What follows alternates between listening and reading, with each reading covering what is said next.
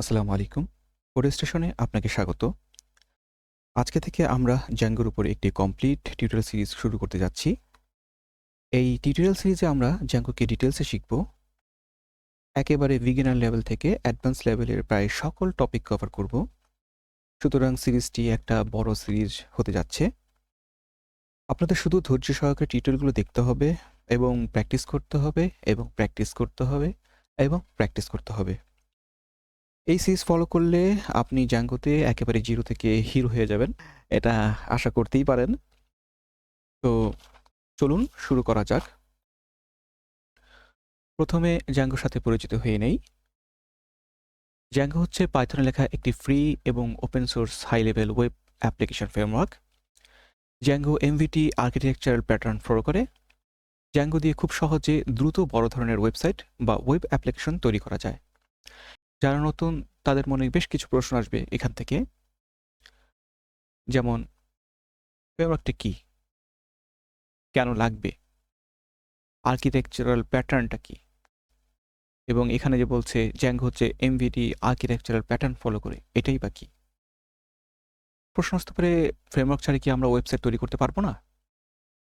আমরা ফ্রেমওয়ার্ক ছাড়াও ওয়েবসাইট তৈরি করতে পারবো, কিন্তু সেক্ষেত্রে আমাদের অনেক কিছু এক্সট্রা করতে হবে।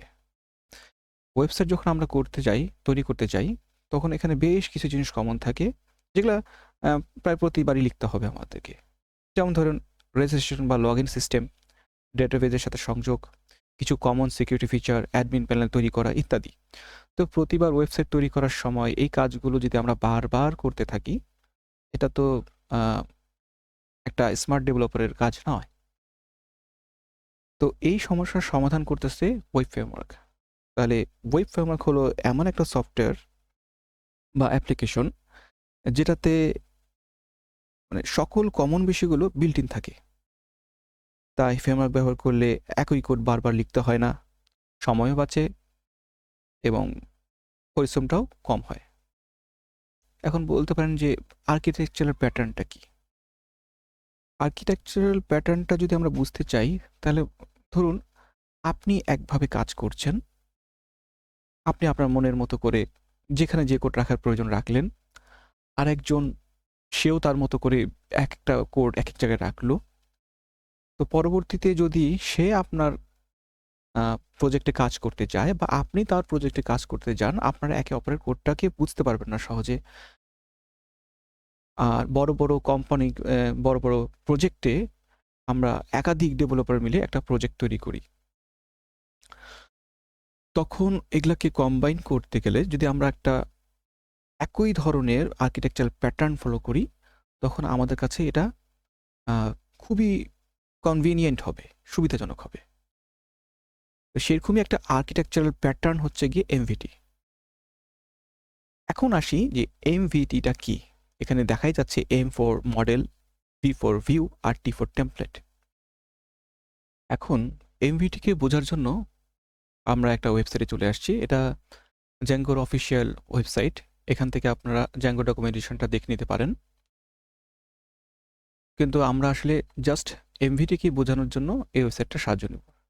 যেমন এই যে লেখাগুলো আমরা দেখছি, এখানে বিভিন্ন লেখা স্ক্রিনে প্রদর্শিত হচ্ছে। এই যে লেখাগুলো যেখানে লেখা আছে সেটা হচ্ছে গিয়ে একটা টেমপ্লেট, অর্থাৎ আমরা একটা টেমপ্লেট দেখছি।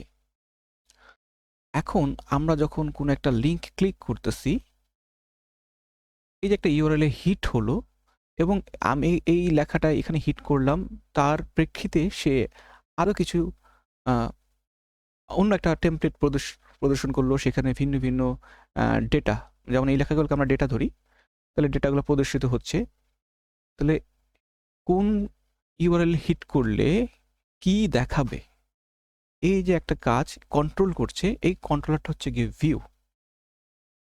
এবং এই লেখাগুলো যখন আমরা ক্লিক করছি, কিছু লেখা তার রেসপন্সে কিছু লেখাগুলো পাঠাচ্ছে। এই লেখাগুলো অবশ্যই কোনো ডাটাবেজে সেভ আছে। তো এই যে ডাটাবেজে সেভ আছে, ডাটাবেজে কোনো কিছু আসছে, এটাই হচ্ছে গিয়ে মডেল। এখন আপনি কি তাহলে বলতে পারেন যে কি মডেলটা কি ভিউ, মডেলটা কি ডেটাবেস? না, মডেলটা হচ্ছে গিয়ে এক ধরনের অবজেক্ট, যেখানে মডেলের নামটা ডেটাবেজে টেবিল হয়ে যাবে। মডেলের যে প্রপার্টিগুলো থাকবে সেগুলা ডেটাবেজের ফিল্ডে পরিণত হবে। অর্থাৎ জাস্ট আমরা একটা কমান্ড প্রম্পটে রান করব, তখন এই মডেলটা ডাটাবেজে একটা টেবিলে পরিণত হবে। শুনতে যতটা কঠিন মনে হচ্ছে আসলে অতটা কঠিন না, এবং এটা আমাদেরকে আরও সুবিধা দিচ্ছে। এই মডেল সিস্টেমটা করাতে আমরা যে কোনো ধরনের ডাটাবেজ আমরা আমাদের প্রজেক্টের সাথে কানেক্ট করতে পারছি। এত চিন্তা করার কিছু নেই, এত চিন্তা করার কিছুই নেই। কারণ হচ্ছে গিয়ে আমরা যখন কাজগুলো করতে যাব তখন আস্তে আস্তে আস্তে আস্তে এগুলো সবই আমাদের মনের ভিতরে গেঁথে যাবে। আমরা এখন একটু হিস্ট্রিটা জেনে নেই।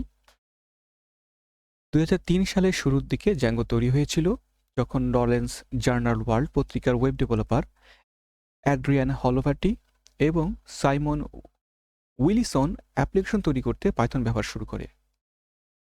তারা খেয়াল করে দেখলো যে তাদের তৈরি করা প্রতিটি নিউজ সাইটের প্রায় 90% কোড একই রকম। তারা আসলে প্রতিটি ওয়েবসাইটেই একই কোড বারবার লিখছে। তখন তারা সকল কমন কোডগুলো যা সবগুলো সাইটেই দরকার হয় সেগুলোকে একসাথে করে একটা ফ্রেমওয়ার্ক তৈরি করলো। তাহলে এখান থেকেও কিন্তু আমরা একটা ফ্রেমওয়ার্কের ধারণা পেয়ে যাচ্ছি। যখন কমন কোডগুলো নিয়ে একটা স্ট্রাকচার দাঁড়া করে দিল, যেগুলো আর লেখা লাগবে না, সেটা হচ্ছে ফ্রেমওয়ার্ক। এটাই হচ্ছে জ্যাঙ্গো। এখন একই কোড বারবার লেখা লাগে না, জ্যাঙ্গো ব্যবহার করেই কমন বিষয়গুলো কোড করা থেকে মুক্তি পাওয়া যায়। অ্যাড্রিয়ান হলোভার্টি একজন রোমান জাজ গিটার বাদক এবং জ্যাঙ্গো রেইনহার্টের একজন বড় অনুরাগী। তাই এই ফ্রেমওয়ার্কটি গিটার বাদক জ্যাঙ্গো রেইনহার্টের নামেই নামকরণ করা হয়েছে।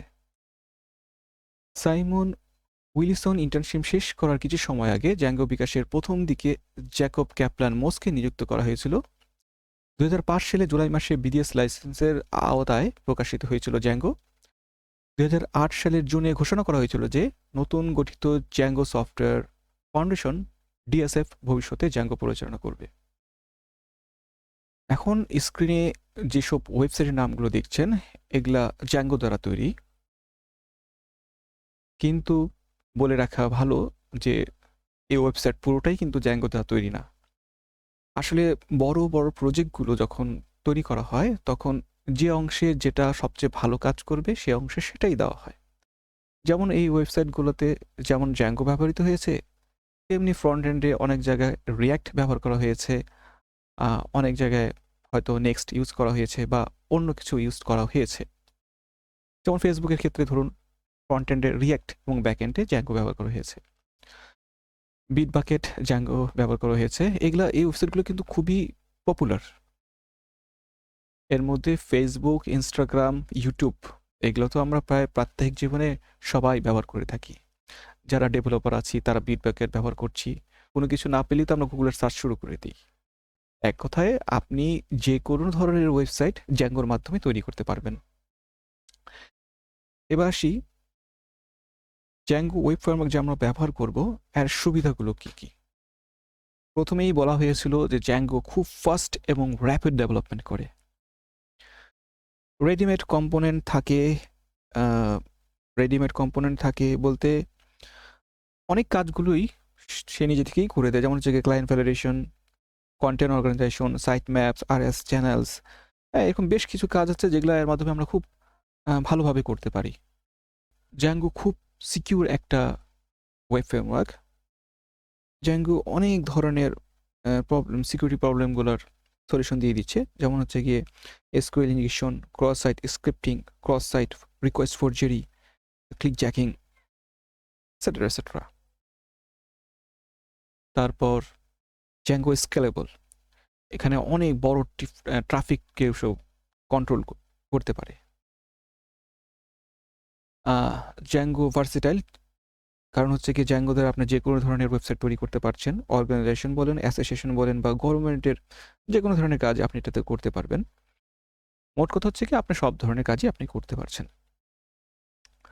এবং এখানে কোনো কোড রিপিট হয় না, মানে খুব সুন্দর করে ওয়েল স্ট্রাকচার করে রাখা, কোনো কোড রিপিট হওয়ার সুযোগ নেই। নিট এবং ক্লিন কোড, আপনি একটা জ্যাঙ্গো প্রজেক্ট দেখলেই বুঝে যাবেন যে কোথায় কোন কোডটা করা আছে। আর ওয়ারএম সাপোর্ট, ওআরএম সাপোর্টটা বলবো, ওআরএম সাপোর্ট হচ্ছে কি আপনি যে কোনো ডাটাবেস এর সাথে কানেক্ট করতে পারছেন। মানে সহজ ভাষায় বলছি, একেবারে পুঁথিগত বিদ্যায় বলছি না, সহজভাবে বলছি। আপনার যে কোনো ধরনের ডাটাবেস ওআরএম সাপোর্ট করবে।